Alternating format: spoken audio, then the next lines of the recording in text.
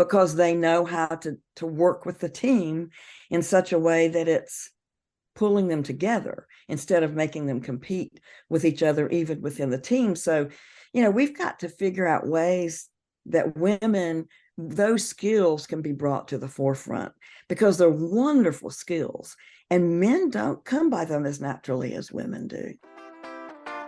This is the Roller Coaster Podcast. We are here to help you be empowered and renew your sense of purpose as a midlife mom. This is your time to redefine and reclaim your power as a woman. Just because our kids are getting older doesn't mean that our lives still don't have crazy twists, turns, ups and downs. And that's not to mention what our hormones are doing. We're navigating helping our kids plan their next chapters while quietly wondering, what the heck does my next chapter look like? My name is Lucy Q, wife, mom, podcaster, and journaling mentor. This is a crazy time in your life, but you are not alone. So I'm inviting you to throw your head back, arms in the air, and come along with me for the ride. Life is like a roller coaster, baby, baby. I wanna ride. Roller coaster. Life is like. Welcome to the Roller Coaster. I'm your host, Lucy Q. Now, I don't know why, but I always find it surprising when a woman shares that she feels that she's a fraud or isn't qualified to be doing what she's doing. Because on the outside, she appears to have it all together and is succeeding and even inspiring others. But that's not what she feels on the inside.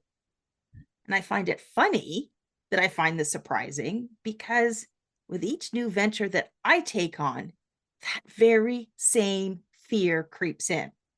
Who am I to be doing this? I often ask myself. And the lesson here is that no matter what level someone may reach, that feeling of doubt can rear its ugly head. Joining me today is Patricia Suggs, an internationally known speaker and bestselling author, the CEO and founder of Arise Leadership Consulting, the CEO of PKS Publishing, and a trainer facilitator. Welcome, Patricia. Good to be here. It's so nice to be able to chat with you today. Yeah, and I think opening the conversation around imposter syndrome is so important, because I really don't think that I've come across a woman that hasn't felt it at some point in their life. That's true. I think men can have it too. And, I acknowledge that, because someone said, yeah, but men can have it. They do. They can have that. But it's more a female. It's more rampant in the female population. And I think partly because it's the way we were raised and socialized to be servers and to be, which is not a bad thing, and to be nurturers. But we were always more, encouraged more to be silent or quieter than men were. And some families are different. There's always going to be exceptions, but women typically feel that way. So when we go into something, we're always wanting to make sure that we are the best. And I think that's another thing that brings it on, is that we feel we have, which we do, we have to try harder, or we have to be better than the men in order to succeed, or at least, but even being equal to is not always a guarantee. So, we feel like we're always having to strive to be better and better and better, which that's good. But when you're striving to be perfect, which is definitely a sign of imposter syndrome, it's when you're a perfectionist, which, golly, I've been one forever. And it's very common, but it's like, I have to be really good. I have to be the best. I have to make sure in school, it was, I have to strive for A's, B's, I'd get a B, some B's, but no, even in my graduate work, it's like it had to be perfect. And I think it's because it's kind of been drilled into us in a quiet kind of way. People aren't saying you're a fraud or you don't, you have to be perfect. In fact, some people say, oh, that, you don't have to be perfect. No, that's true. And I've worked really hard to get rid of that, the perfectionist attitude. But I think it comes to women because we've had to work so hard to get where we are. And we still have a long way to go in many areas. And so I think to me, it's understandable why we suffer that. And we feel like, golly, I have all these credentials, but I still don't know if I'm quite good enough. I still don't know if I'm up for it, or they're going to find out that I really don't know as much as they think I do. Well, if we look back to the evolution of, let's call it, modern woman, you Mhm. know, it's not been that long since we've moved from primarily being the homemaker It's to true. being, career out in the world, let's call it. And I'm going to say the height of when that started to happen was the 80s. Mhm.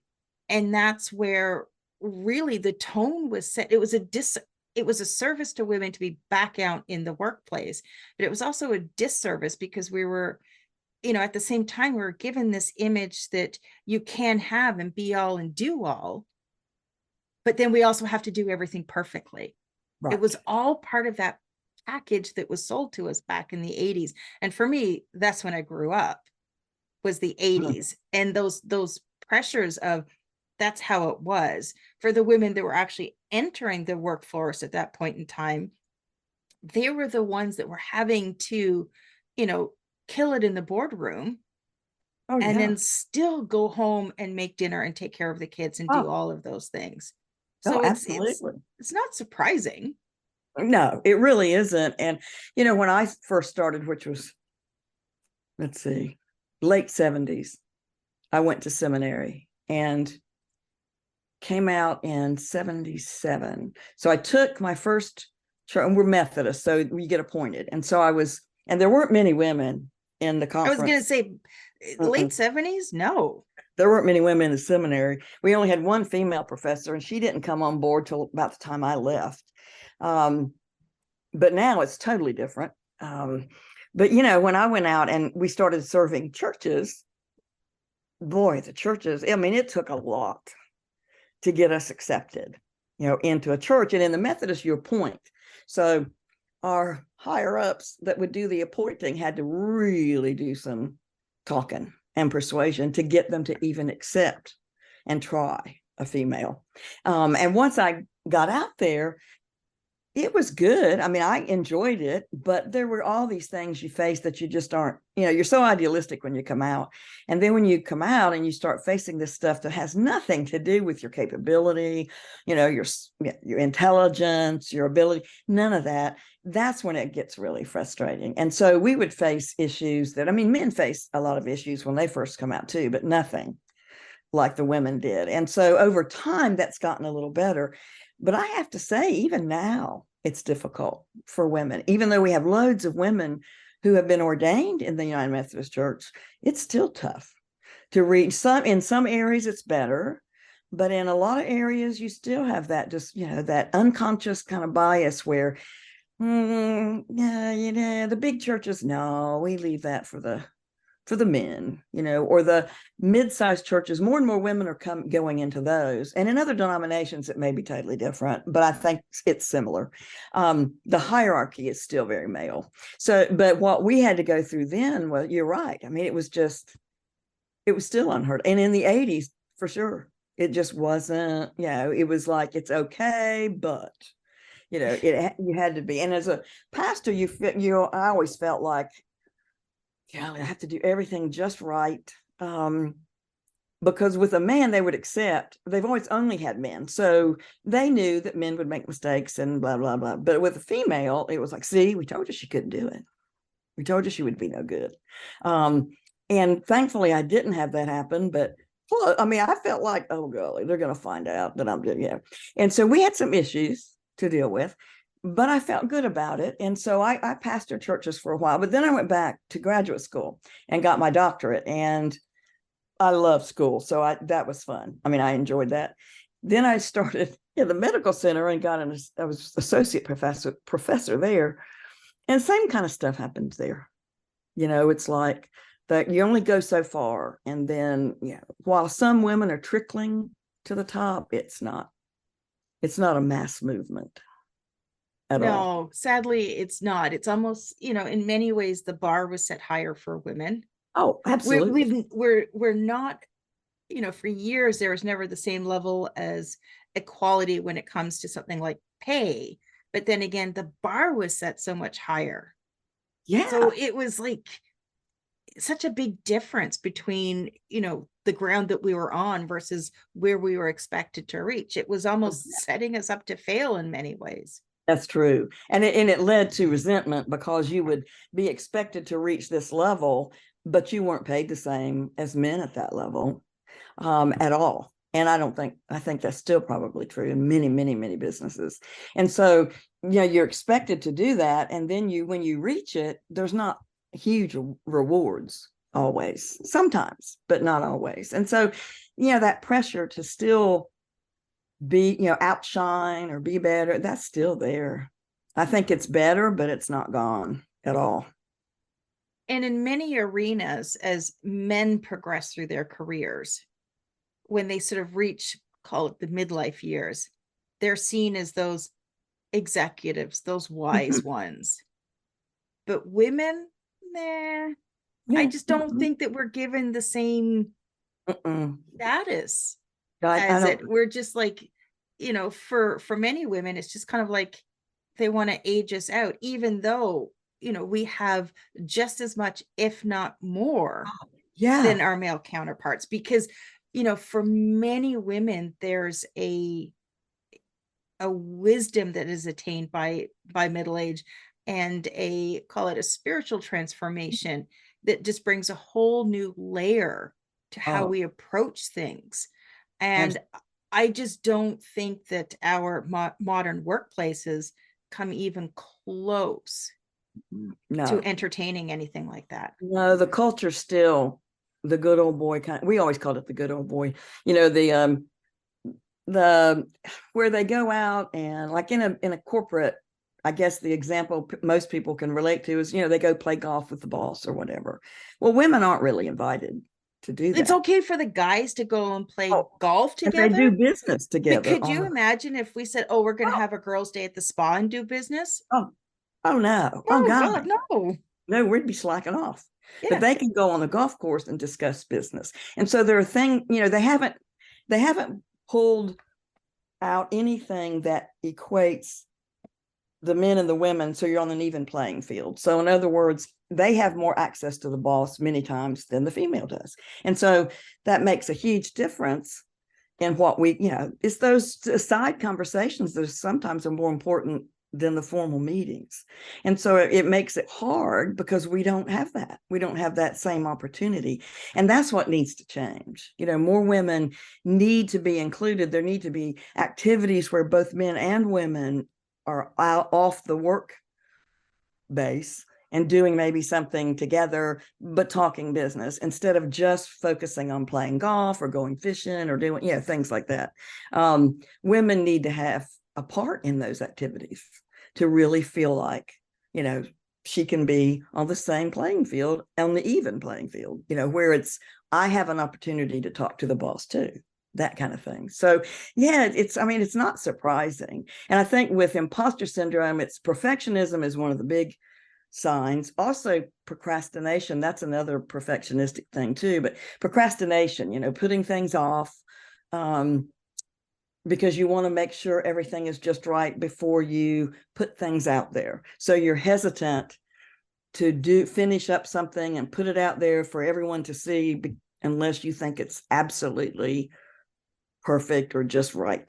So that can hold us back business-wise as well, because we're not allowing ourselves to get our ideas out there because we're thinking, I'm not going to say that in a meeting. My idea is probably dumb.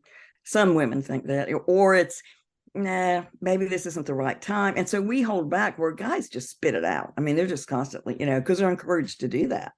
And then we don't get credit for our ideas. And many times guys will just overtake them in meetings. They'll take our idea and run with it and get credit for it. So, these are not happening every day, day in and day out. And there are many workplaces I know that try to be more equitable and they have a better working relationship between the men and the women. And I think most women, if all men would understand that what we really want is we just want to work on the same level with them. We want to work with them, not get rid of them.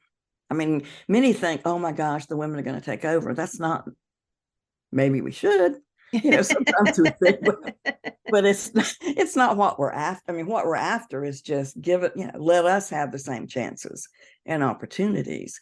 So when you see people, they're thinking they're a fraud, or I'm just not quite good enough, or no, I need to, and this is where I would do, gosh, years ago, I would do it. I need to take just one more class, or I need to do just one thing. I got to get or one I more. need this accreditation to Yes. prove. Yeah, I got to have one more accreditation. And then I've gone to some business meetings and things where it's like, well, accreditations are good, but that's not the most important. And you're like, oh well. But yeah, so if I could just have this, or maybe a little, and I really have done that, I fulfilled that. But I think part of the reason I did is because I love learning something new. I love school. I love just learning all of this stuff.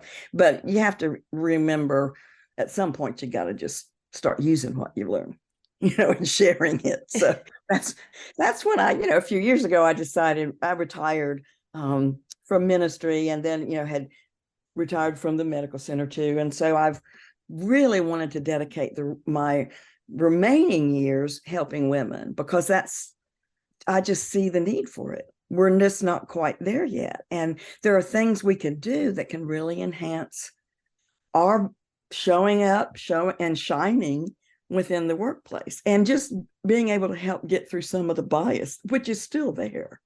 It's just more covert.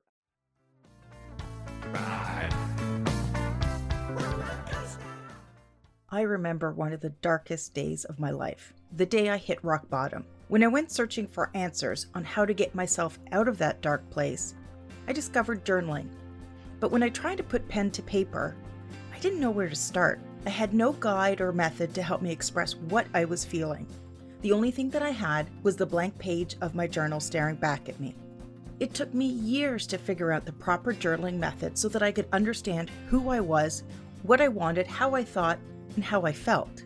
That is why I've taken everything that I've learned and turned it into a guide that will not only help you start your journaling journey, but will also help you start each day with purpose and gratitude. This guide is filled with growth tools, personal resources, and guided journal entries that will help you understand who you are, what you want, what you're thinking, and what you're feeling. You can find your journaling journey, your guide to starting each day with purpose and gratitude, on Amazon, and check out the show notes for links. Order your journaling journey today and discover your true self.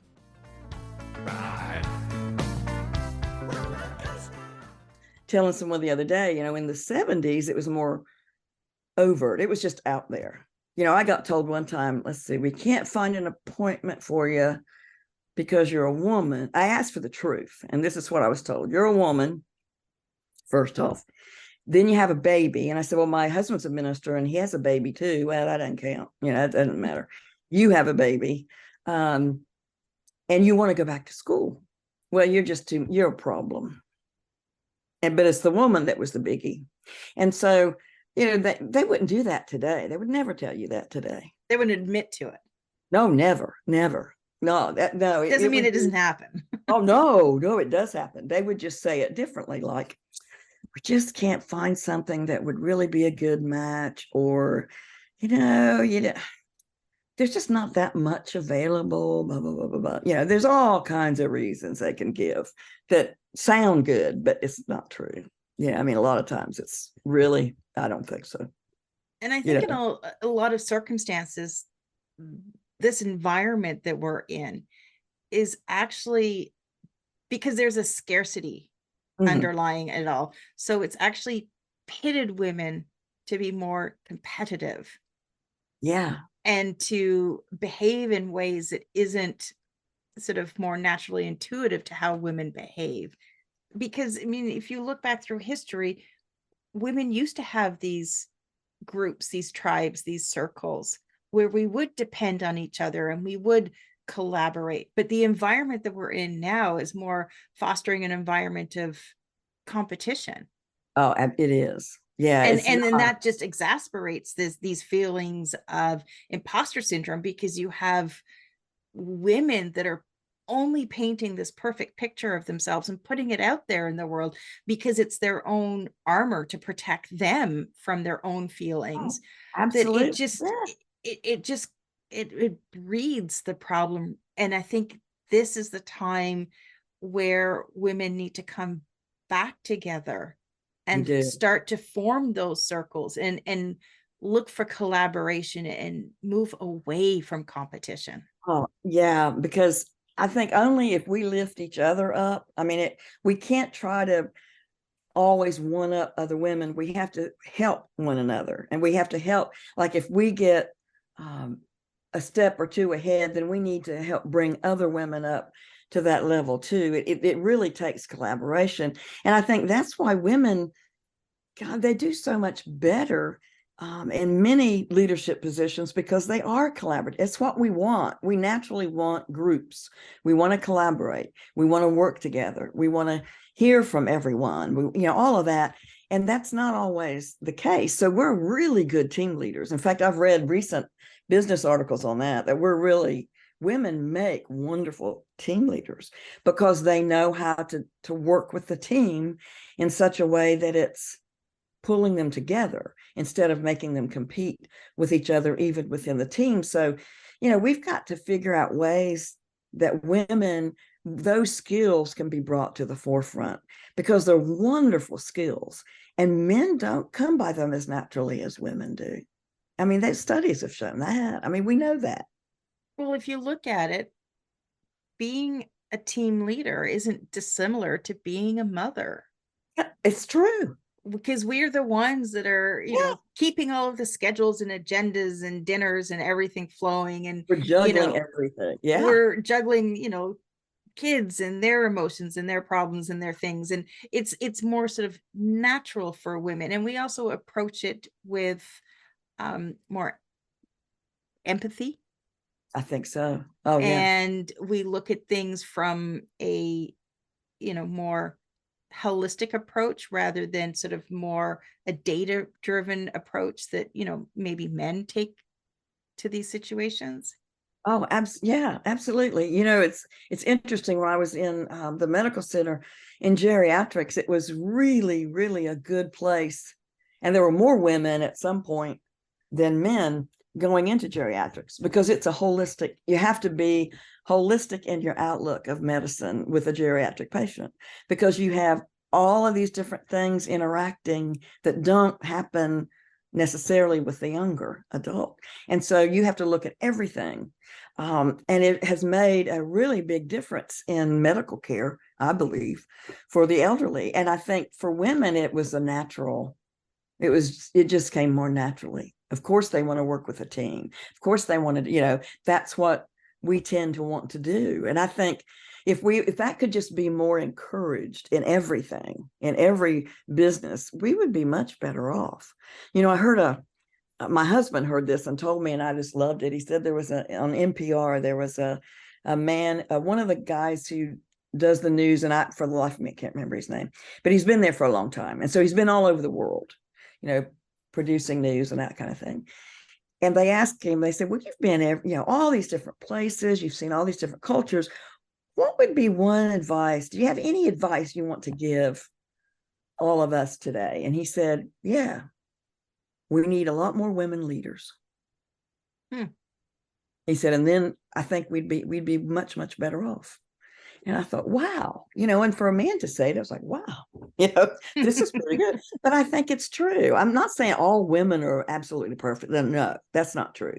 But women as a whole tend to be more in line, I think, with collaborative kinds of things. They have a balanced approach to things, I think is what we need. It's one isn't good and one isn't bad. It's just you need to have more, a good balance of both just to bring the right state of being around. Oh yeah. And when you have too much testosterone in a room, you're going to get competition. I mean, there's just going to be this wanting to there's going to be some punches thrown. Yes, it's just inevitable. So you need women to kind of balance, you're right, and balance that out and say, okay, wait a minute, let's kind of look at the whole situation. And then I think things can be much, much better on a global level as well as just on a local level. You know, we just need to be seen and appreciated for what we can bring to the table, which I think has too many centuries now anyway, has been overlooked. Yeah. It has.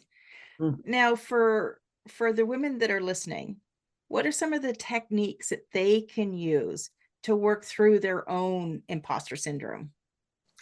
I think one of the things is, first of all, begin to, and this sounds very simplistic, but it works. Begin to list out all of your accomplishments. Begin to say, okay, wait a minute.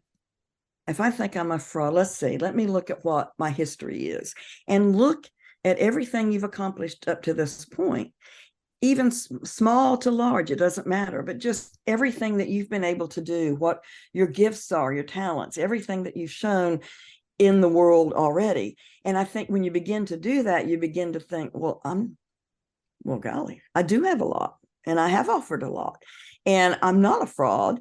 I think we'll always probably have that little voice. It'll never completely go away, because I've seen that with anytime you read about highest ranking women in corporations and military, I've read about so many of them, they always have that moment. It may be fleeting, but it's there of, oh my gosh, they're going to find out I'm really not Or even when they dream for something bigger, it's that feeling of like when I sort of look forward what I want to accomplish this year, I get that moment of, no, am I really going to do this? I'm going to try that. Am I going to do that? Yeah. You're like, oh, it just doesn't ever completely go away. But I think what differentiates those who are able to move forward and succeed is you just have to, you accept it, you acknowledge it, and then you let it go. And then you say, okay, I'm just going to move through it. I may have that feeling, but I know that I have the capability. And you keep affirming. I think affirmations, just affirming, you're great at what you do. You're good at what you do. You have the qualifications. And then just keep telling yourself that. It's almost like I tell women sometimes, just the Wonder Woman stance, how she stands. Yes. Very upright, and there have been things written about that. Yeah, let's be like Wonder Woman in the sense that we show that confidence, and sometimes we may not always be feeling it, but we demonstrate it. We let those feelings, we know they're there, and we just kind of, let it go and say, okay, I'm going to do this. And we just present ourselves in that kind of stance. And a lot of times I'll do that on my own before I enter something, enter a stage to speak on or enter a workshop or wherever I'm doing. I just do that for myself. It's like, I could do this. I'm going to stand like Wonder, I'm going to just go out there and give it all I've got, because we do have so much that we're hiding, I think. And people, my problem used to be, and I still do that once in a while. It comes back every now and then. Things that we know really well, that we've studied and we understand, we see it so much that we think everybody knows. Yes. But they don't. They really don't. And, they don't read all the stuff that everybody else, they haven't read everything that we've read if we focused on that. So we have to be willing to say, okay, well, this is what it's looking like, maybe. And that's why I love working with women. It's like, maybe you're telling yourself more negative things than positive.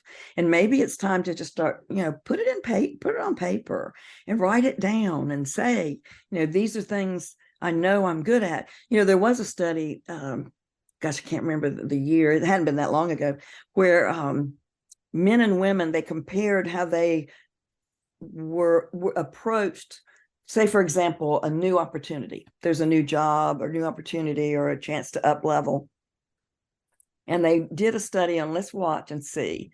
And 9 times out of 10, the man, if he had 50%, maybe even not that much, maybe 40% of the qualifications that says are needed, he would go for it because he figures he could learn the rest on the job.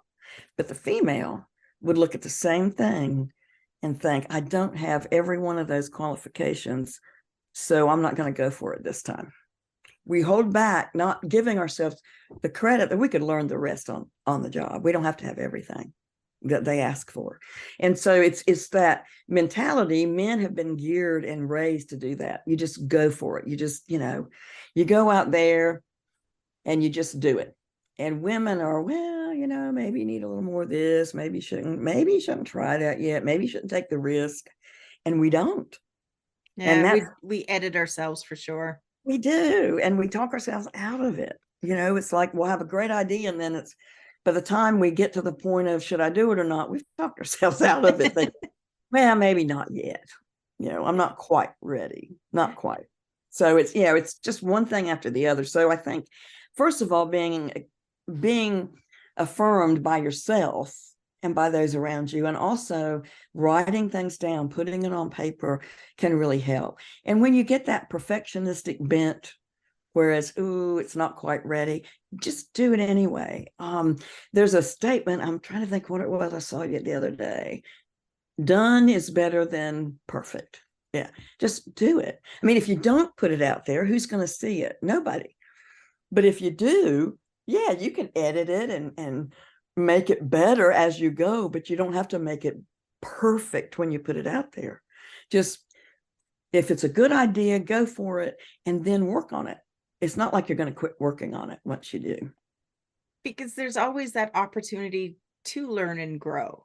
Yeah. And you can't always do that on your own. And sometimes you have to put it out there to see how it's received before then you can decide, okay, I have to tweak it this way, or I need to do this. I need to adjust it there. You got to put something out. You got to start somewhere.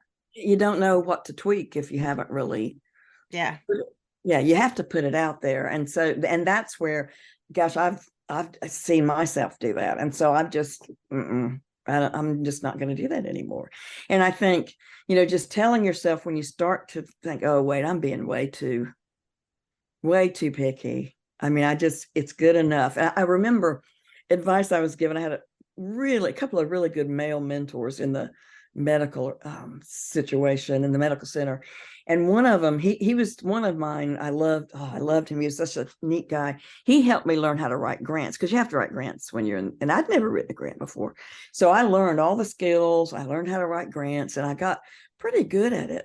But my one drawback was, within that setting, you have to be a part of several different grants while at the same time doing your main job. I mean, and you would get grants that would help pay a percentage of your time for that particular project. So I had to be on some for 50%, some 10%, some 20%, but for every one of them, I thought I needed to put everything I had into it. And I remember him sitting me down one time and going, look, you got to understand that there is no way you can put 100% into 5 different projects. You are put in at a certain percentage. You need to do the best you can and know when good enough is good enough. And he said, and that good enough, I don't mean it's just haphazardly put together. It's, you do a really good job, but you do enough that it's a good job, but you're not spending 100% of your time working on it, if that makes sense. Yeah. Yeah, it does. And so he said, you got to just, you've got to learn how to balance your time and do what you need to do, get the job done, but it can't be perfect. It can't be. It's impossible for anything to be perfect. And so that helped me a lot in learning how to juggle the different grants, the different projects, the different programs, because you really do have to understand, how can I work 100% on one and get to the other 4? Well, if we're putting 100% into each and every little aspect of our life, that's when you burn out.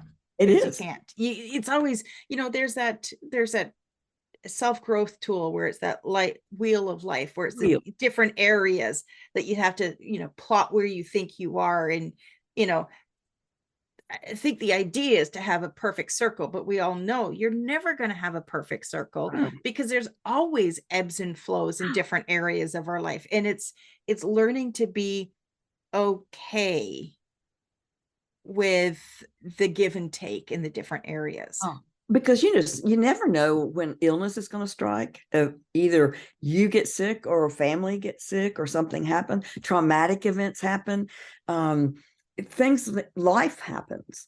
And so you can't, if you are so intent on making it 100%, you really are just going to literally kill yourself eventually, because the stress will just eat you up. And I think too, what you said is true. We can't do 100% and not have some kind of burnout. I mean, if we do 100%, we're always going to burn out. Yeah. I mean, I used to be really bad about burning the candle at both ends. Mm-hmm. I learned the hard way. I learned a very hard lesson working on a project this fall where I took off way more than I can chew. And I realized I was burning myself out, and I got the project done. And then I took the rest of the year off. I'm like, I have to unplug, because if I don't, then I'm never going to accomplish anything that I want to next year. Well, and that's another key point. What you did was wonderful. I mean, that was the choice to make. And I think too many times we think we have to keep pushing through. And what you did was excellent self-care. I know I got to stop. I can't do this anymore, or I'm not going to be good for me or anyone else.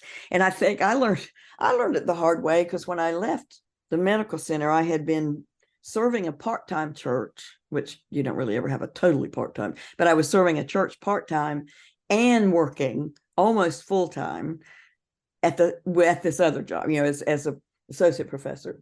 And by the end, when I left, for the next several weeks, I was sick. I mean, my body it's like the adrenaline that enables you to kind of take on that stuff. It was gone. And once I let my body relax, boy, and I thought, I can't do this again. That's when your body goes, how dare you? Yeah, how dare you? We're going to show you what happens when you do that. And I was getting one thing after the other, colds and aches. And just constantly for at least a month or two. And then it finally, I got my rest. I did what I needed to do. And then I was able to start doing some other things. But yeah, it really does impact every part of your body when you allow yourself to do that. And that's why another way to help you not be a perfectionist is to begin to listen to the cues that your body gives you. I mean, when you are starting to just feel at your wit's end, you're starting to get that buildup of stress and anxiety because you know that you can't keep going the way you're going, then you need to make yourself to be very cognizant of what your body's saying and step back. Because if you don't, that's when you get in trouble and you will totally just bottom out.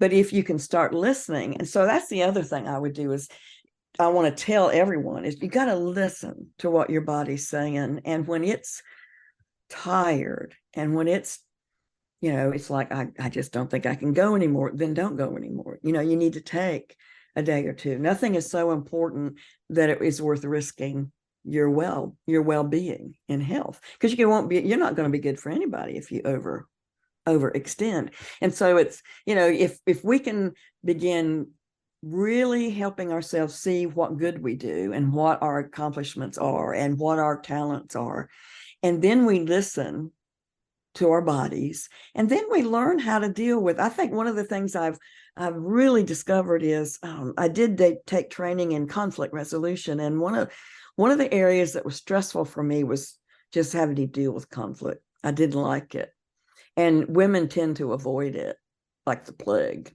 and which I wanted to do, but it doesn't work. And so when we help yourself learn those skills that how to deal with any difficult situation or any difficult person calmly, compassionately, but firmly, and you learn to handle those, then you won't be so anxious when another one crops up, which that always does.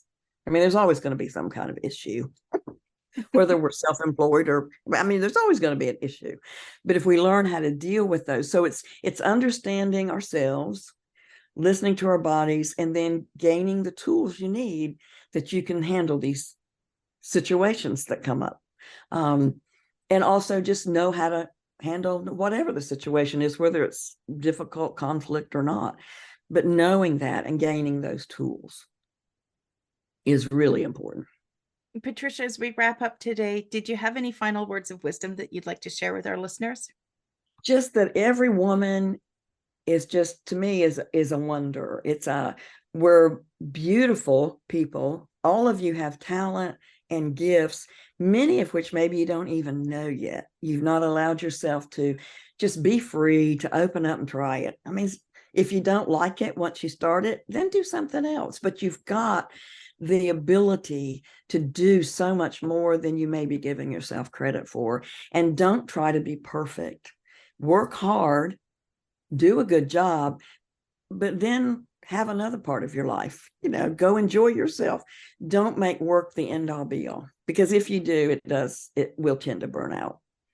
And just be yourself, because we're very wonderful beings, I think. And you had some tools that you share with women. I do. And I have just some more tools that, we don't have time to get into all of them, but I have some that help you deal with perfectionism and deal with imposter syndrome. And also I work with women a lot on these issues, on dealing with it and being able to stand up for ourselves. And so I would love anyone who needs these are free, but also I would love to work with you if at some point you want to journey together.